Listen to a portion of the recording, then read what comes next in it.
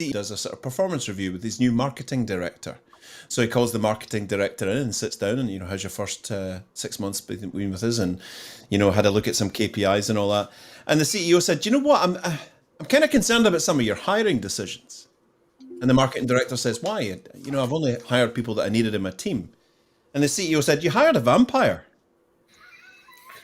And they said, yeah, I needed that type of person in my team. And he went, what, a blood-sucking undead vampire? And they said, no, account-based marketing.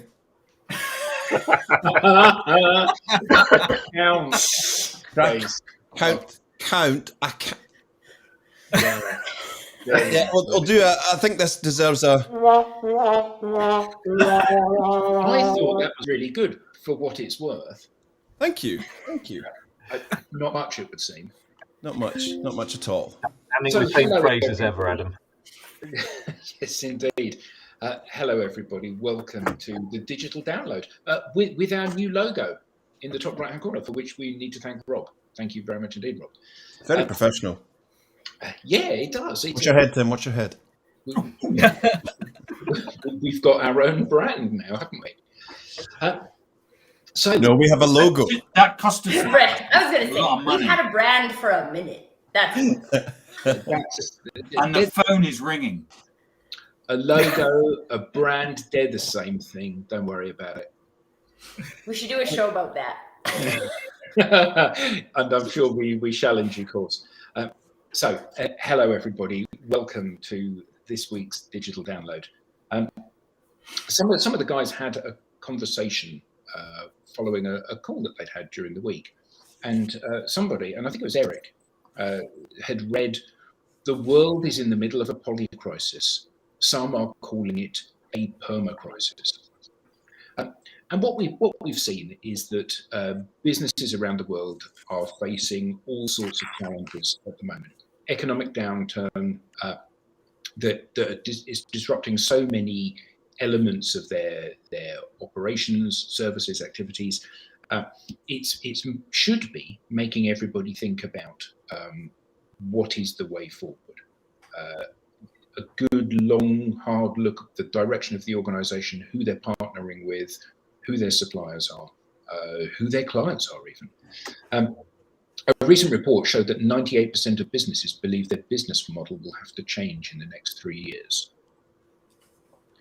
I think that's a truly shocking statistic. Not shocking because I don't believe it, but shocking because almost everybody recognizes that fundamentally how their business operates is going to have to change to be relevant, competitive, profitable, yada, yada, yada, within the next 3 years. And that should be striking fear into the hearts of every business that is currently trading. Because we are stepping out into the virgin snow. These are untrodden paths that we're heading into. It's not like there is best practice that you can fall back on, which is basically just copying people that have already had some success of doing stuff. We are each going to have to find our own way of doing this. So what do we need to do? How are we going to plan for growth in the middle of all of this? How are we going to retain profitability and stay stable as an organization? Can you just maybe tell me what polycrisis means?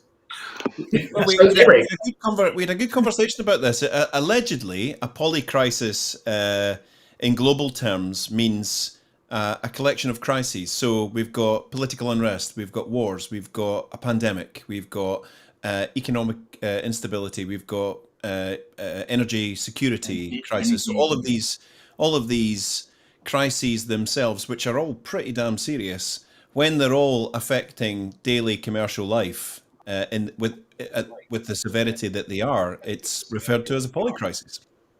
Wow. Or some are calling it a permacrisis, where elements and strains of the results of the combined crises together, the polycrisis, stay for a generation. Wow. A gaggle of crises. A gaggle of crises. I wonder what the collective noun for crises is. It's called a don't panic. A cone hole. A cold call of crises. No, but I think everybody's already called it a polycrisis. Yeah. Yeah, indeed. Problems are occurring in a new way. Yeah, as Andrew says, for some companies, that's a busy Wednesday. Yeah. It's a busy Wednesday. Crikey. Because for some people, there's crisis and there's lots of crisis. Yeah, you just don't understand. There's normal crisis and there's like this company's levels of crisis. So can I chip in with your question, which was how do we get out of this? Yeah. So five things it comes down to for me, and then I'll shut up. No, I won't. I'll shut up for a while. No, you won't. You would never do that. Five key things that are now more important than ever. They've actually always been important in B2B commerce, but now more than ever, it's not that they're more important, it's that it's more important we truly understand these and understand how to get to the point where the rubber's on the road. Number one, understanding your markets. Number one, understanding the amount of companies that we meet that actually don't truly understand their markets. In a midst of as you've titled it, a polycrisis or a cold call of crises, truly understanding, we meet lots of organizations who've set up a company based on a sector and they sell into that sector. They haven't actually really properly looked into their markets. So that's number one, understanding your markets. Number two, access to those markets. Do we have the required level of access to those markets? Simply having a job or a project for a client that works in that sector does not mean that you've got access to that sector or that market. Simply having, we're big in a particular sector. What does that mean? Well, we've had 2 jobs from a client in that sector. And is that sector important to you? Yes. So do you have proper access to it? Well, no, we have a project in there. So we're kind of big in Japan, and all of that. So do you have an understanding of your markets, number one, access to those markets? I mean, proper, definable access, the way a private equity company would define access.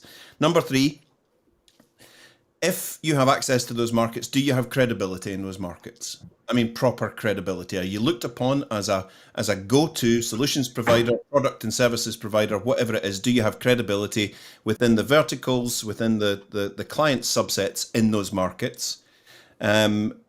Number 4, do you have deep and meaningful connections within those people that you're credible with who are in those markets that you understand?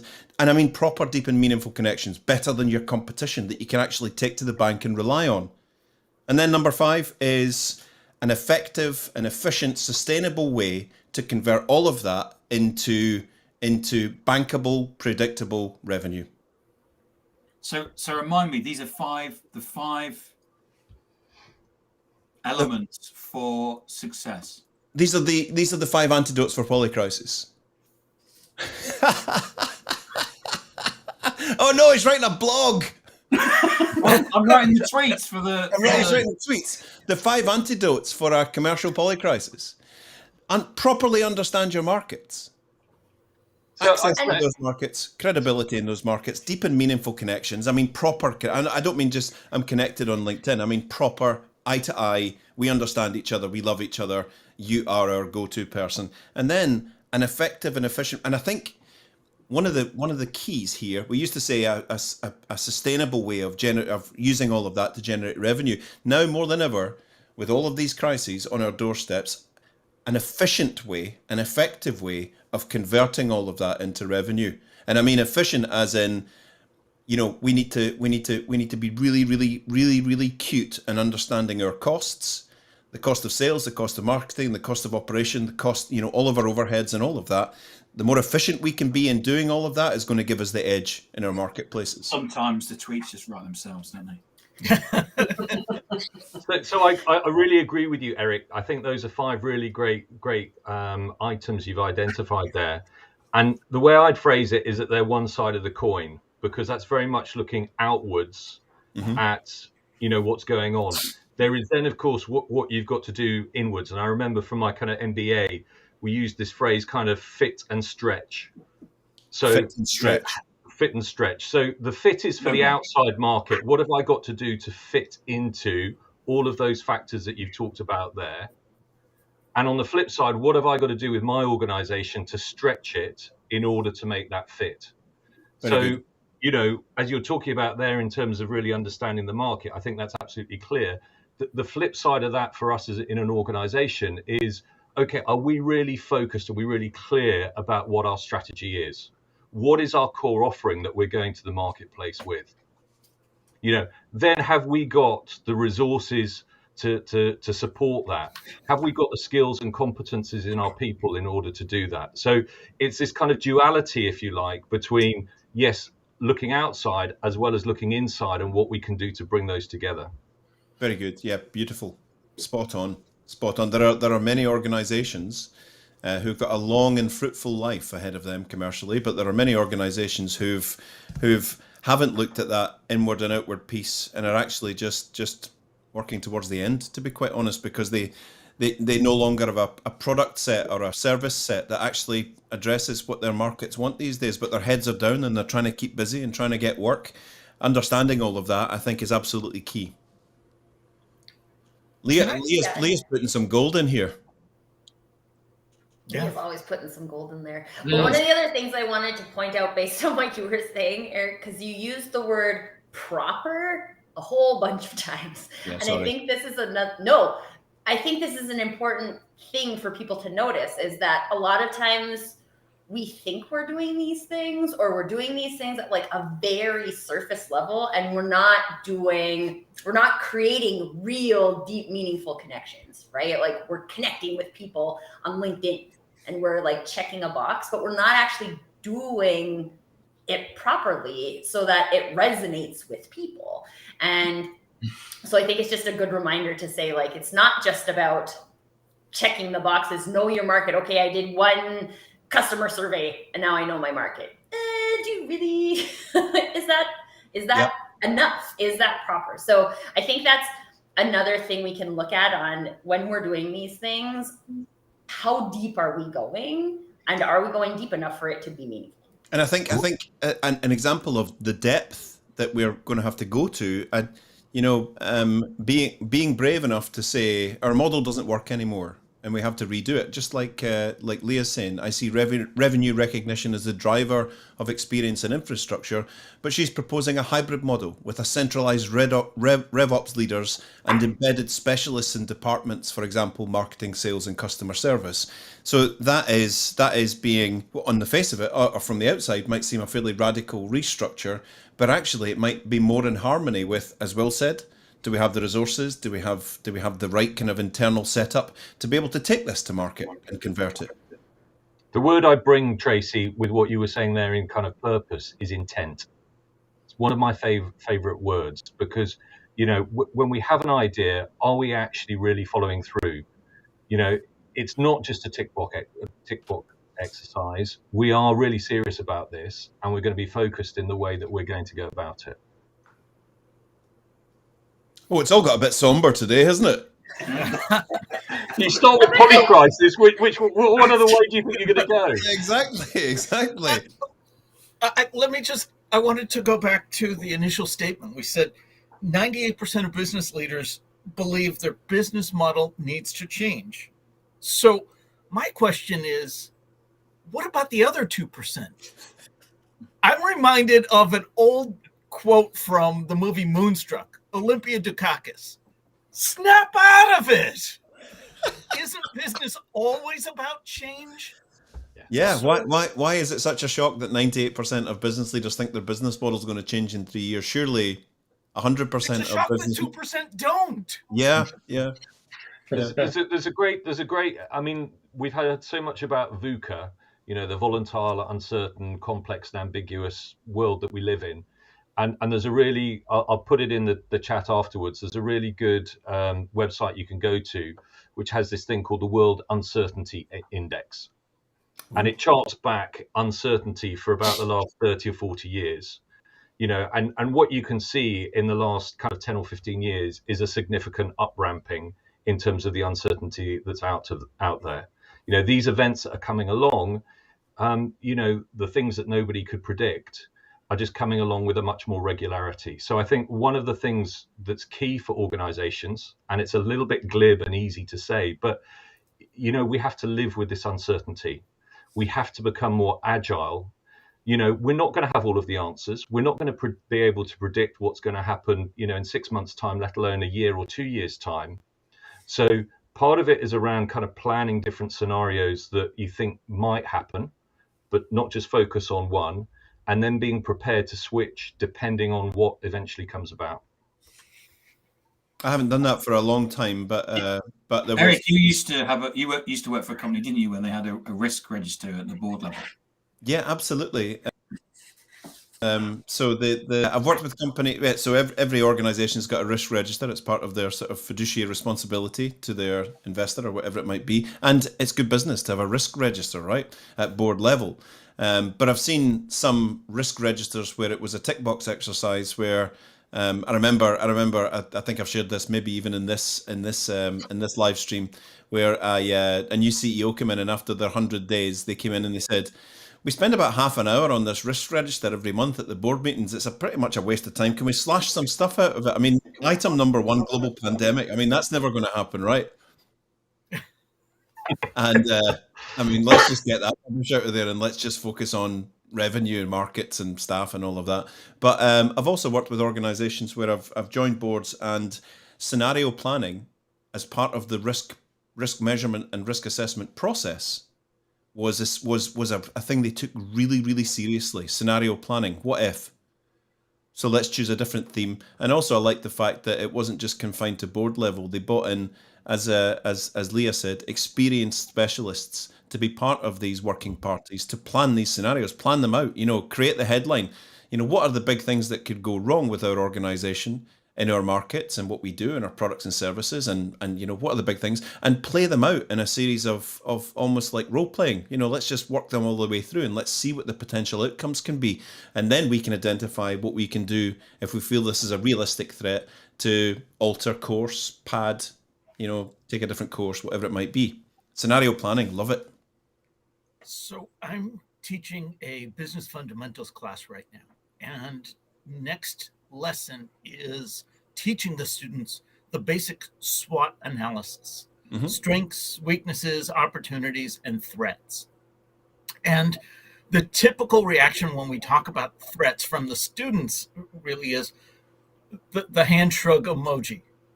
What can a company do about threats? I cannot control external events like a global pandemic.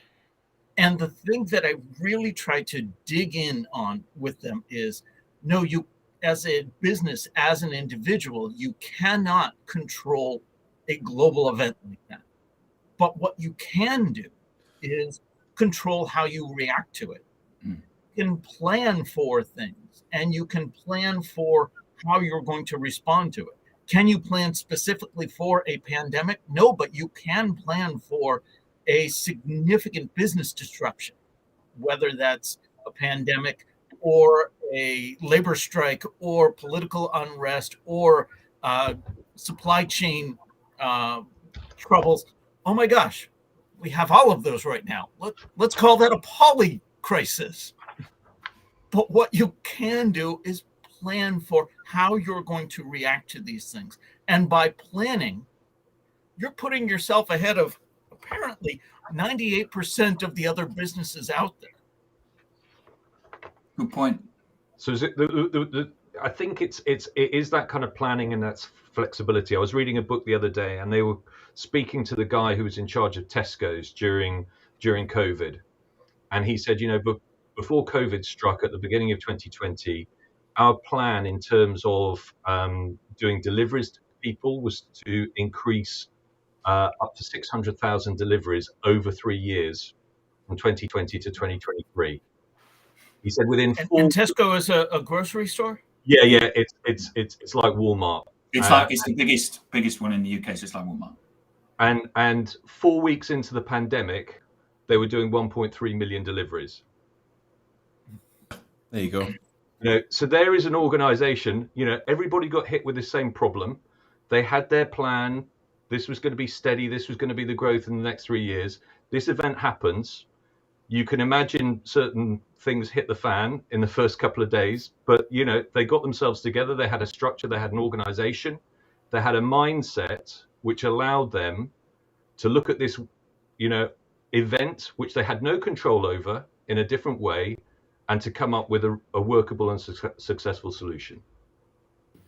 You know what this is making me think of too, because I've seen this in like contracts so often, is you have all of your like clauses about if there's a disruption to business and weather and all these things, and we're not liable, right? We put all those things in a contract, but we don't actually go the step further of planning. What if that did actually happen? How would we? Maybe I'm contracting myself out of serving my clients in that scenario, but my business still has to run, right? And my business doesn't run without clients. So it was just, I don't know why I was thinking that. I always think back to ask any business leader if they've got, as part of their risk register or risk planning or whatever, do they have a business SWOT analysis like you were talking about, Rob? And everyone will tell you yes. How many people have said that we did a SWOT analysis and it changed our view of what we need to do because we identified a significant threat or weakness? That SWOT analysis done, in the folder, on the shelf. Let's go to work. Okay, so can we talk about this? Because if minus these 2% of people, but if 98% of people think they need to change their business model, and I think a lot of people, when I agree with Leah, I don't know how much architecting goes into this in the first place, but a lot of people, I think, this kind of go into like, I create a business model and then I run my business model.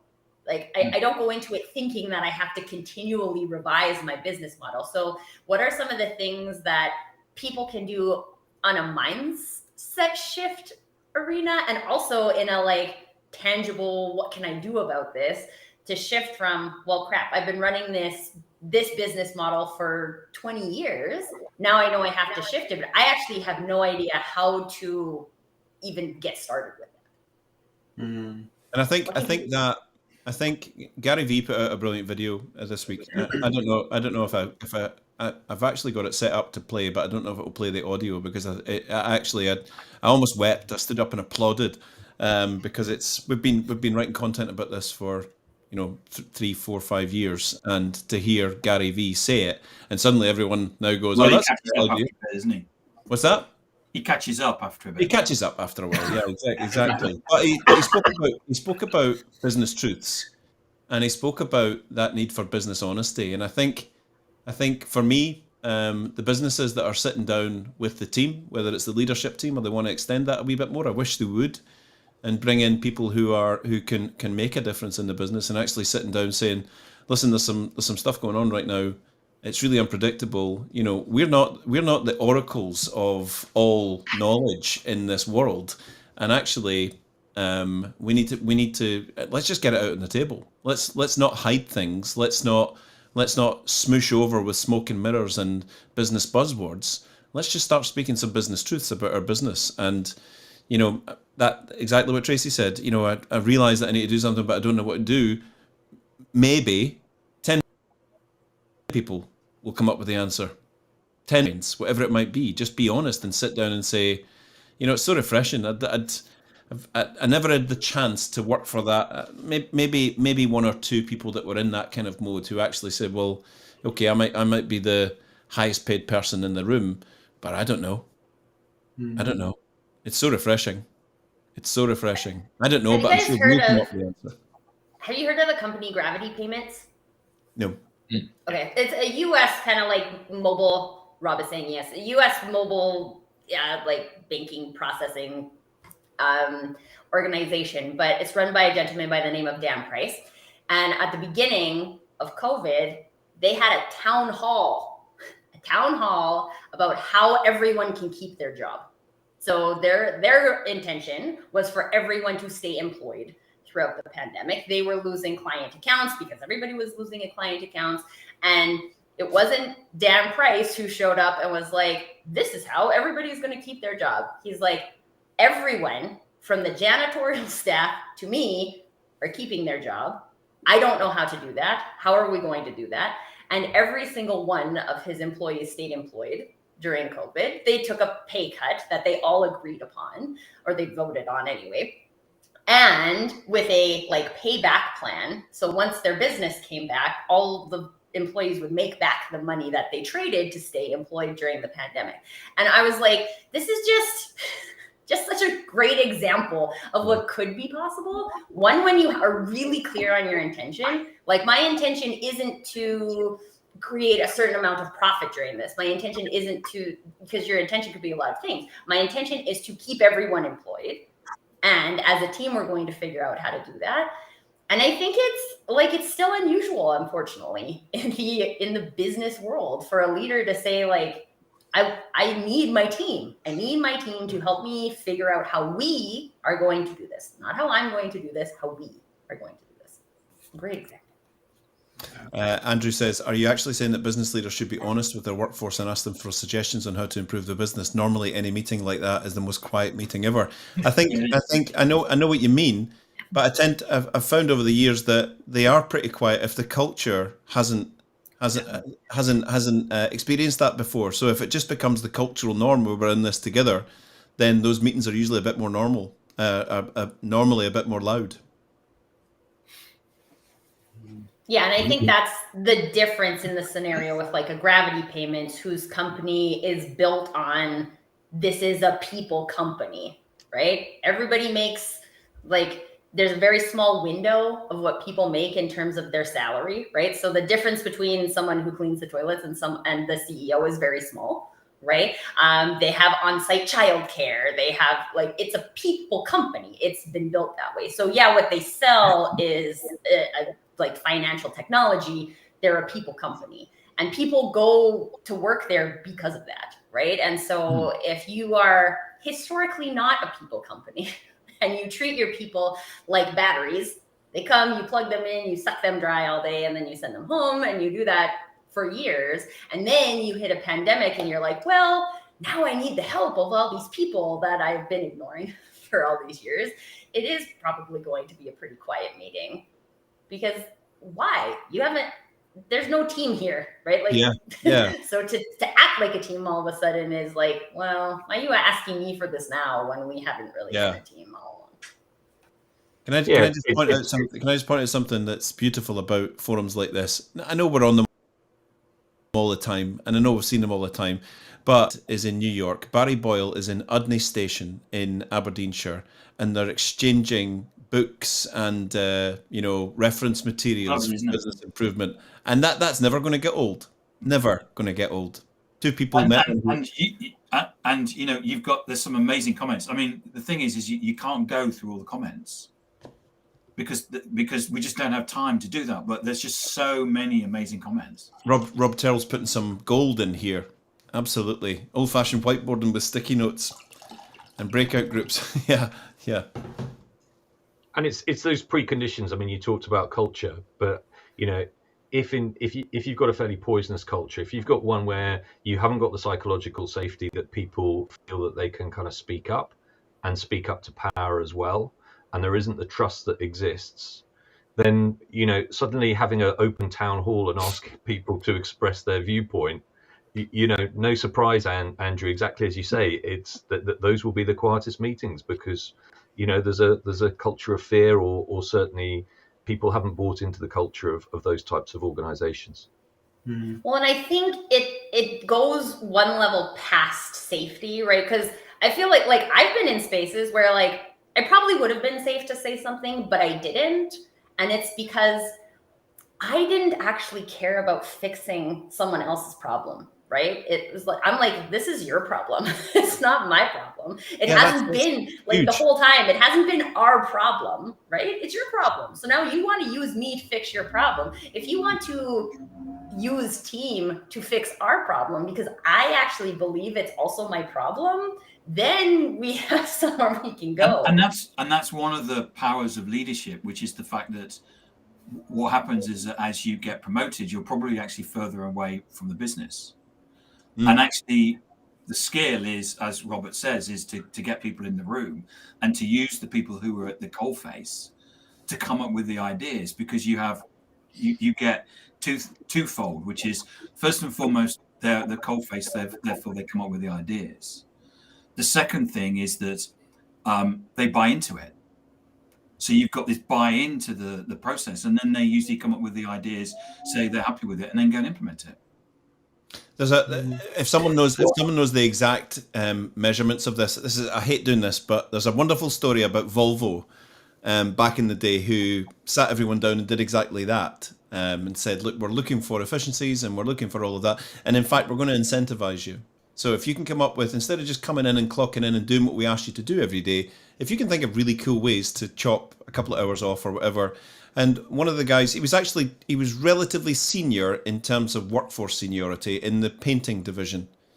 And he sat down with a little piece of paper one day and he said, let's get it down to brass tacks here. Like for every 1 litre of paint that we use to paint a Volvo car, we probably lose about 1/4 of a tin in overspray. That 1/4 of a tin, based on annual spend of paints of tin, tins of paint, is millions and millions of krona. Millions and millions of krona. So if we can chop that off or even make a dent in that, we can save millions and millions of krona. So he went away and worked up with some stuff, and he came back and he said, magnetized paint. Magnetized paint. Well, don't be so ridiculous. Well, our paint's got metal flakes in it. Why don't we magnetize the paint? Get some scientists in, pay them a few bob to come up with a system where we can magnetize the paint. Revolutionized painting for automobiles. Now everyone does magnetized paint because you almost minimize or eradicate any overspray with paint. Put robots in there as well to do it, and wow, you're in absolute clover. He became a millionaire, that guy, because they gave him a percentage of the save. There's the bloke that came up with the idea to put matches, and you get sandpaper on one side, and he came up with the idea to only put it on one side. And he came up with the idea, and he said, if you give me a percentage of the savings, then I'll give you an idea. And they did that. Yeah, incredible.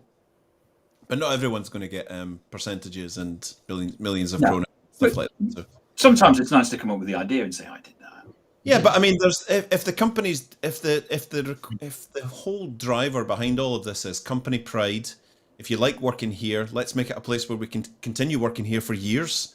Let's make it better. Let's get to the point where we're paying bonuses out every year, because that's the kind of position we want to be in. We want to be creating a great place to work that you want to work in, that you tell people is absolutely great to work at, and you actually get nice bonuses every quarter or every year or whatever it might be, and we have a great working environment. That's the win. That's the win, maybe. So what percentage do you think of this 98% of CEOs that have said they will change or want to change their business model, do you think actually will? And it's a great question, Alex.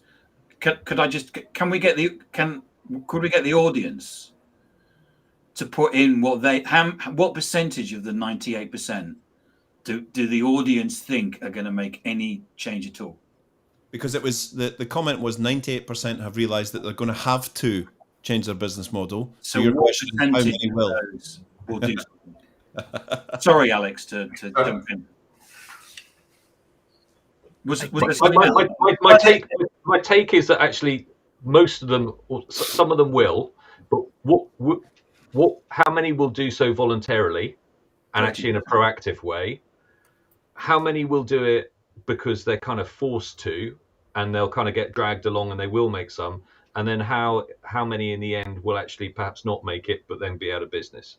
Yeah. Or how many realize they will do it? They've kind of made the decision to do it, but then they realize culturally, they haven't created the culture in order to be able to drive that kind of change quickly enough. Well, and I think there's like a second part of the question of how many will do it, then how many will do it proper. That's where I was going. How many will think they've done it? How many will tick that box and nothing has really changed? But we've been through digital transformation because 2 of our salespeople use Zoom now. Well, and I think this is the thing, right? Because when you're talking about changing a business model, these are more of the innovative things like Leah was putting in the chat earlier, right? This is about thinking innovatively. It's not about changing, oh, now we have one person who's in charge of sales and marketing instead of two people, right? Like that's not changing your business model, right? When you're talking about changing your business model, it's not how do we offer this? Like everything Will was talking about at the beginning. How do we assess these fits? And then how do we stretch to fit into those places? And we're stretching to fit a different thing. So that doesn't exist if you aren't doing new stretching, right? And if you aren't doing new stretching, you don't have a new business model. So don't check the box. New statement from Tracy Borison coming out on the Crux Company page. Like, it's out if you don't do the thing. There's just a lot of people who don't like to do things. They like to pretend they're doing things. But if you just pretend to change your business model, it's not going to fix the problem. The reason you think you need to change your business model is because we're living in this new environment that demands we have a new business model. So surface level, changing our business model doesn't actually fix the problem. And then if you are going through all the exercises, I think it was Leah who was talking about self-awareness earlier, right? Like you have to, the leaders of these organizations can't achieve a new business model unless you're self-aware enough of the reasons that keep you as an individual attached to your current business model, which a lot of it is I created this and it was good. And now I'm like too attached to it to let it go. Right. And that's fair. It's like having a baby, right? It's reasonable to be attached to that. And if you want that baby to grow into a teenager, there's something else you need to give it in order for that to happen. Enter Nicholas, stage left. Yeah, I know. It would have been perfect, but he's still sleeping. I just wanted to comment on Alistair's comment. I think 30% of smaller businesses will fail in the next 18 months. That would be an improvement. Statistics say half of all small businesses fail within 5 years. So if it's only 30%, I think we're going places. Yeah, he was trying to be very positive there, Rob. Yeah. I think but there's an important note for small businesses as well, is most small businesses are structured like large businesses. And they have, by nature, more agility available to them. But when you start to think like a big business, then you deny yourself the access to that agility. So theoretically, small businesses could come out of this on top. We could get more small businesses staying in business, but not if we're thinking like a big business. We need access to those innovative thoughts, right? Innovative ways of doing things. And shall I say, like, to some degree, I've been thinking about this concept for a while now of like research and development in business, right? People spend a lot of money in research and development on technology. But what if we spent time, effort, energy, and money on research and development for how my business is going to sustain a polycrisis, how my business is going to market in a new digital environment, how my business is going to take all of these wonderful salespeople who have great sales skills in the analog space and move them into digital? What if we had the mindset to experiment with those things and say, equally like I give my technology department R&D money, I'm going to give my business R&D money with a mindset of R&D to keep us growing and thriving. In theory, that's what a learning and development department should be doing. In theory. Or HR. But what if they were doing it proper? But the challenge is that organizations are fundamentally risk averse. So what organizations want is best practice guides that they can follow, written by large consultancies, to minimize and mitigate the risk of doing something, in quotes, wrong. The problem with that mitigate the risk or lay the blame? Well, yeah, a bit of both potentially. But I think that the challenge is that we are heading into uncharted waters here. And because of that, there is no playbook for what needs to happen. Organizations need to be brave and try lots of different things to see what works and what doesn't. You can't wait for a stick in the mud, old-fashioned, slow to turn and develop things consultancy to give you a playbook on something which won't work by the time, even if it's the right stuff, things will have moved on by the point that they're in a position to be able to help you implement that. So it requires a change in culture to allow people to experiment and be brave, doesn't it? I think it comes back to that kind of VUCA argument and the uncertainty. I mean, there's always a level of uncertainty in whatever business context you're in. You know, in the last 10 or 20 years, people will have still have been saying there was uncertainty. It's just that kind of level and the frequency of it was less. You know, if you go back to the Wall Street crash, you know, when that happened, there was a hell of a lot of uncertainty because no one had an experience like that before. You know, so these things, there are kind of patterns. It's how you deal with them, the kind of the resilience that you've got both in individuals and in the organization, and that ability to adapt to the circumstances in which you find yourself. But can't we? Leah just made a comment about challenger brands. I mean, one of the things that you can do as a business, if you're cash rich or your share price is high, is just go out and you don't have to do anything. You just go out and buy the challenger brands. Because most companies nowadays are built because most companies are based around venture capital. The whole point of that is we're not building a business to last for 20 years. We're building a business to sell. Mm. Therefore, if someone turns up with a big enough checkbook that's in crisis, Adam and I have worked and Alex have worked for an organization that went out and spent 30 billion on small businesses because they didn't have the ability to actually do the R&D and do the development themselves. So it is possible to do that. It is. I'm just putting up. It is possible, and the interesting thing, certainly in the experience that I've seen with big organizations doing that, is when the little organization comes in, they bought them for a particular reason, and once they're subsumed into the mothership, funnily enough, all that competitive advantage that they had, starts to get diluted and diminished because you start getting all of these extra costs of being part of a large organization. Yeah. It's like the Borg. You get assimilated. Mm. For those that don't know, it's a Star Trek-y thing. And you get assimilated. 7 of 9. But I mean, there's when you do mergers and acquisitions, you expect a certain amount of people to leave. But if you're in a situation of a polycrisis, what you'll find is that the people won't leave, because I've seen that as well.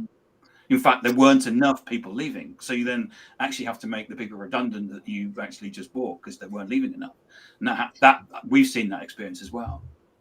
But I think what's interesting, and our friend Craig Allen put a post out today about kind of Microsoft and Google shedding a lot of jobs in the last couple of days. I think it's very insightful that Musk did that with Twitter 2 months ago when he bought it, and everyone said he was crazy. And now you've got some other tech giants who are following in a similar stream. I think there is something, in organizations at the moment, they've recognized in the last 4 or 5 years, we need to bring our costs down.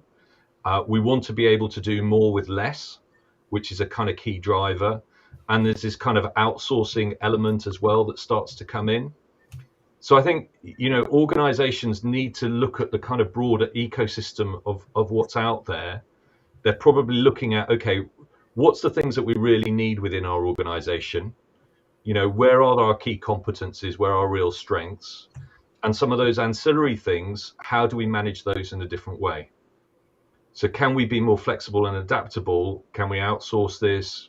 A variety of other ways that they're looking about how they manage that situation.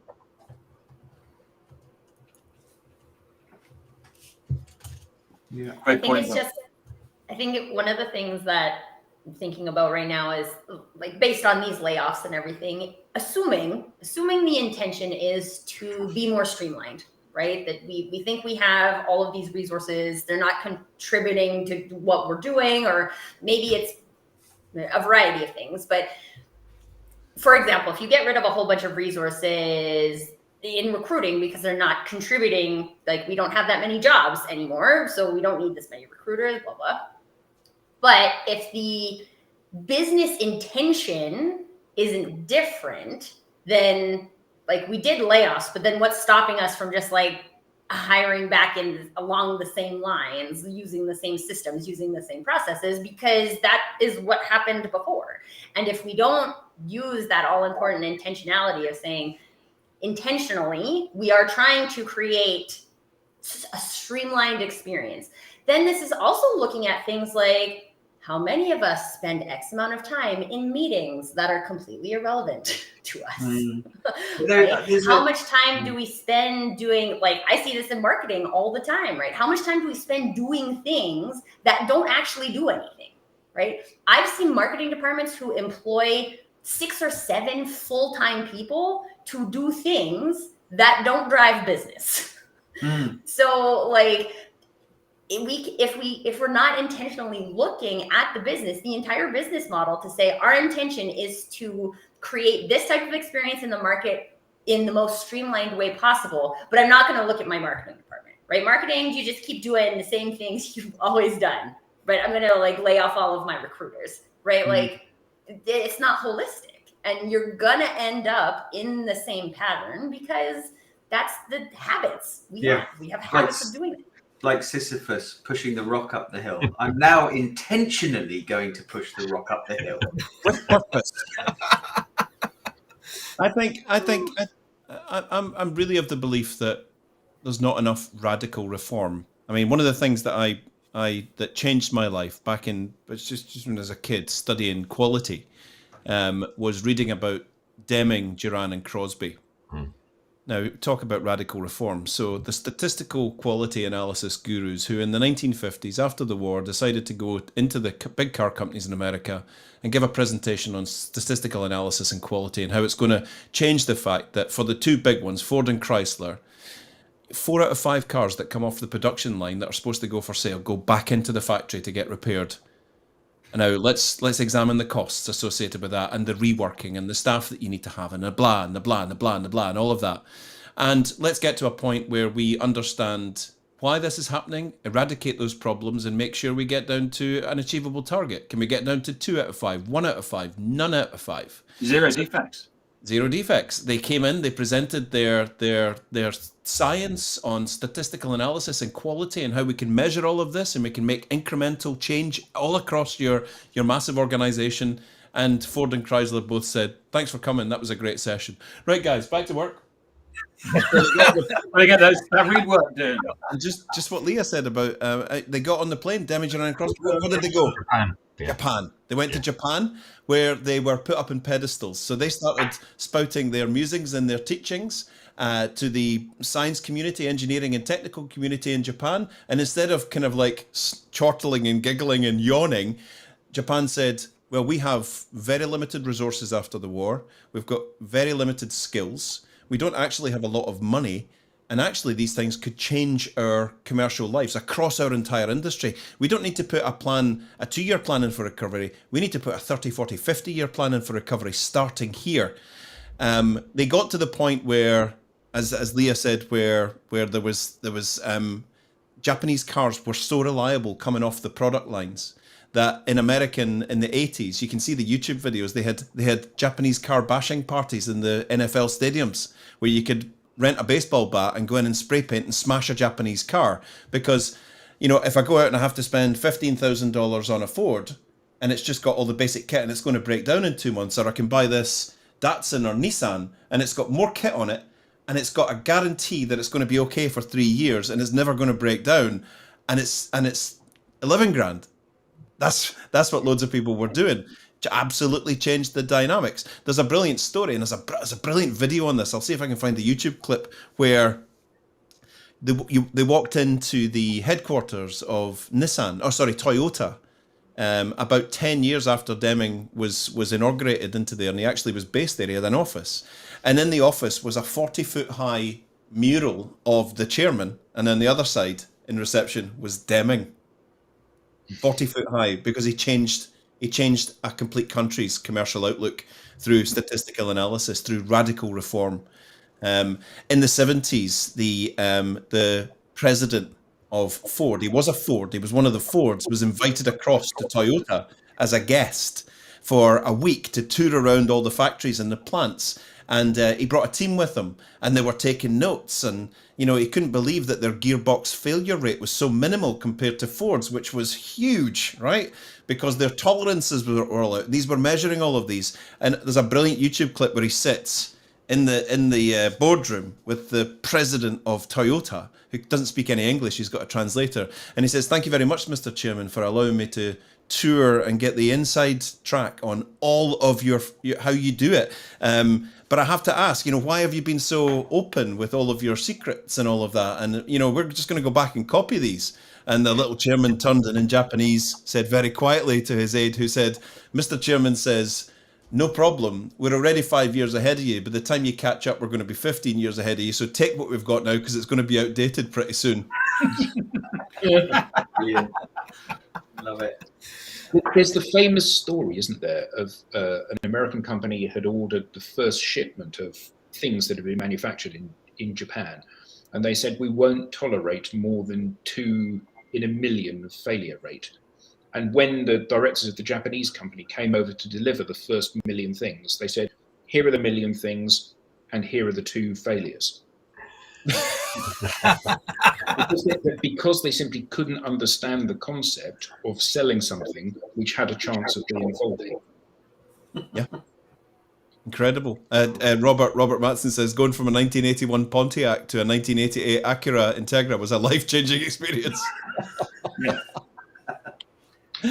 Eric, you were sharing that story. It brought me back to my undergrad days. I was in a product operations class, which I had no interest in at all.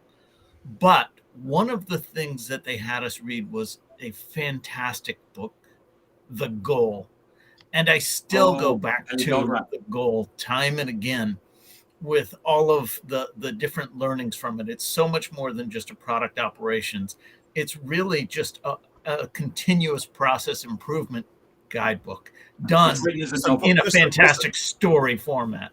Mr. Goldratt was, in those kind of improvement cycles terms, an underrated rock star, to be quite honest. He really was. Yeah, he was phenomenal, genius level.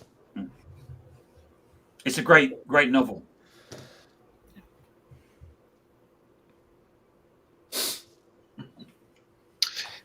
So, Polycrisis. Well, we need a poly solution. Polycell. Polycell. Plaster over it. Plaster over the cracks. I love it. I think that poly brochures. Poly brochures, yeah. Solution is one word. That's what we need. The solution is bravery. Organizations need to be prepared to try something that they haven't tried before. They need to be prepared to try something new. Because I think when we're talking about like people being risk averse, right? Being risk averse, continuing to be risk averse is going to be more risky. So we now need to incorporate more risk in order to not be blockbuster. So I think it's really interesting because when you talk about the concept of bravery, it's very much like an individual thing. It's like a thing a person can be. And when we talk about a business organization, it's really about saying we accept a higher level of risk. We accept a higher level of risk here. You don't have to accept a higher level of risk everywhere, but we intentionally accept a higher level of risk here because our expectation is that it's going to pay off in this arena. Will everybody be 100% correct all the time? No, it's like any investment you make, right? Like, do I have a 100% guarantee that if I invest in 1 million units, I'm only going to have 2 of them that have a deficiency? No, you trust, and you trust people, right? So kind of going back to what Eric was talking about, his antidote to the polycrisis, all of these pieces are about people, right? It's not about just looking at things from a business strategic level. It's about looking at things from a people level. So how can we take that concept of an individual human being brave and bring it into our risk profile for the business? Tracy, and everybody will have a different. I think it's more than just risk. I think it's permission to fail. And failure is so beaten out of us as we matriculate through school that there's no way we then enter the workforce and say, yes, I'm ready to take risks and let some of those risks fail. We've had 20 some odd years of conditioned against that. I'll come back to Carol Dweck. It's open and fixed and open mindsets. Yep. You know, you've got to be cultivating the organization and the individuals in the organization to have this open mindset, not just to accept the status quo of what's been going on before, to see the opportunities that can come of thinking differently. Now, bravery is part of that, but I think before you get to be brave, you know, you usually need something that's in the back of your mind that says, it's better for me to go forward than it is to stay here or go backwards. Yeah, it's good advice. And on that bombshell, competitive. I just saw in the comments that Leah was talking about planned obsolescence. And while it, for whatever reason, reminds me of The Brave Little Toaster Goes to Mars, watch it and you'll know what I mean.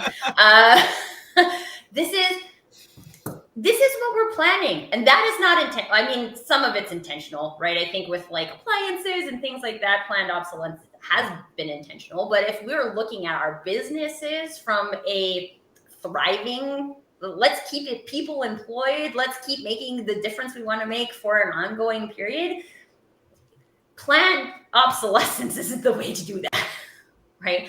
And so, like, these are some of the fun things where you can look at, like, look at this process, look at that system, look at what my people are doing here. Is that leading us towards obsolescence, or is it leading us towards an opportunity to go forward, to be part of this future that we're not quite sure what it's going to look like, because quite honestly, we have to create it. This is, it's just another perspective on how we can look at our things and say, like, are we going the way of the dodo? Because that's not intentional. So if it's not intentional, let's just scrap that and be intentional about going in the other direction. So Blockbuster, I was reading a book last couple of years from a consultant who worked at Blockbuster, and Blockbuster actually paid consultants to come in and say, what's the future? And those consultants pitched that the company needed to go, they were under competitive pressure and they needed to go to, there was this thing called the internet, and they needed to put a proposition together, and the report was ignored. And the reason why the report was ignored was because of the commercial model that they had, where Blockbuster HQ basically had a number of the way it was organized commercially. How are we going to make late fees on digital? Scrap that. Yeah. Exactly. You haven't rewound this. That's another $1. So it's you know, it's interesting that even though a company has failed, they did actually go out and they were told by consultants about what they needed to do. So they were the 2%. It's going back to the point about if you're going to have the reports, then you need to act on it and have the bravery to act on it. Kodak were the same in terms of they had developed their own digital camera, but you know, they were making more money out of film, so why bother changing? Please be kind. Rewind. What a great film. What a great film. Yeah. Please be kind. Rewind. So, as we approach the top of the hour, thank you, everybody. Thank you for the audience. Thank you, of course, for the people on the panel, and a stimulating conversation, which I think is going to run and run, isn't it? You know, this is something that can't be discussed in an hour. And maybe it is in part contingent on us to help organizations see that the future is within their grasp to be able to create. They don't have to wait for somebody else to do it and then follow them. They can actually create that future themselves. But have you got an image that says "da-da, to be continued"? Dun, dun, dun. Not yet. But I figured that this is going to be a weekly show about this exact topic for the next 6 months. So I shall have one ready for next week. So thank you all very much indeed. Thank you for fantastic audience with fantastic questions and comments, as always. And we'll see you all next week. Thanks a lot. Thank you so much. Thanks, everybody. Bye, everybody. Have a great weekend, everybody. Take care.